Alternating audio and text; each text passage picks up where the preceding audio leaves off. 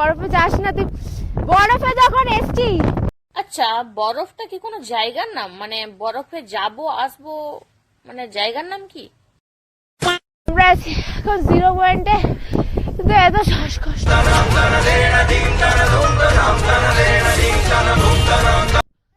কষ্ট হচ্ছে।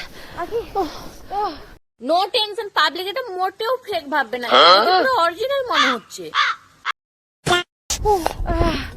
পাচ্ছি না, একটু হেল্প করো না কেউ।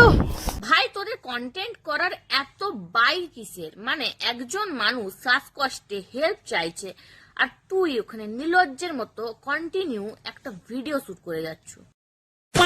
তোমরা জাস্ট ভাবো, যে আগের দিন শ্বাসকষ্টের জন্য অজ্ঞান হয়ে গেছিল, সে আবার পরের দিন শাড়ি পরে -2 ডিগ্রিতে এরকম হরকত করতেছে।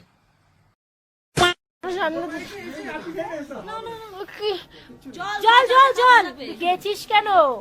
জলও অক্সিজেন আছে, জল খাও। জলে বেশি অক্সিজেন, জলটা খা।